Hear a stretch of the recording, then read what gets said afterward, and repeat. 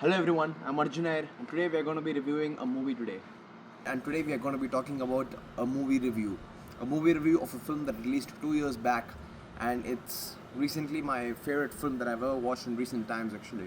The film is called as Oppenheimer. It was directed by Sir Christopher Nolan, and the film has a lot of things that we can discuss about actually. So without any further ado, let's get started right away.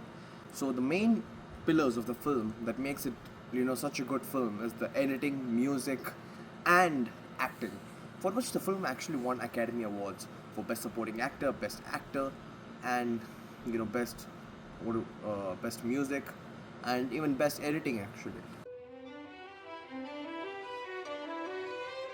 Now, with the help of editing, that is cross-cutting is used actually. Cross-cutting is basically when you know scenes and moments happening in different locations, having a different time periods actually. When like we note it down actually. The editing is so good. We get to see what is happening in Oppenheimer's mind. For example, when Oppenheimer is describing his time in Europe, then you immediately cut back to the flashback where he's actually in Europe actually, and then he talks about what was going through his mind, and then you cut to what was going through his mind, and then you cut back to him again in the present. So that's basically more of like a cross-cutting that's used actually to create a non-linear narrative and to tell us what is happening in Oppenheimer's mind. There's this one scene actually where the editing plays a huge role actually when Oppenheimer is giving speech to an audience actually after the success of the atomic bomb explosion actually. After the death, we see that the camera shakes actually. Now that comes with the cinematography, which I'll be talking about now. The cinematography was really good actually. The lighting used is very important here in the film actually.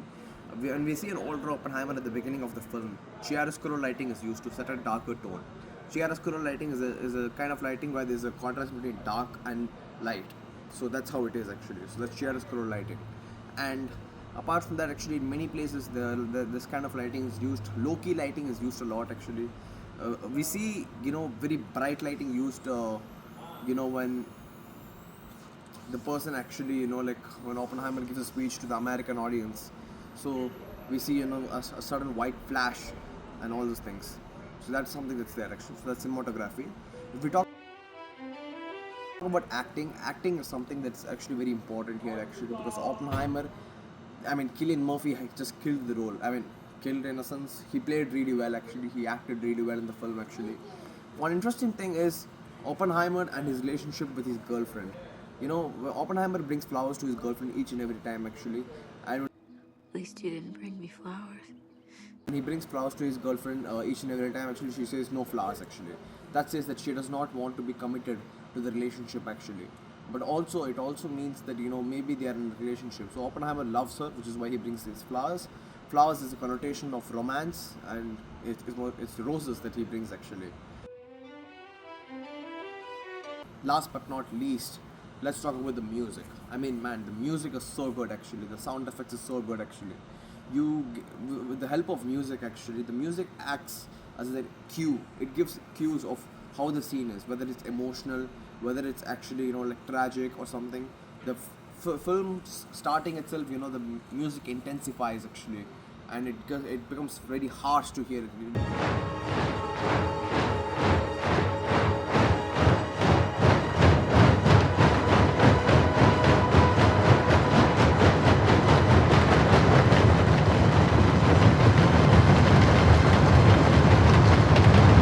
Becomes very unpleasant to hear actually, and then bang, you come to the older Oppenheimer's face actually. So that's pretty much it.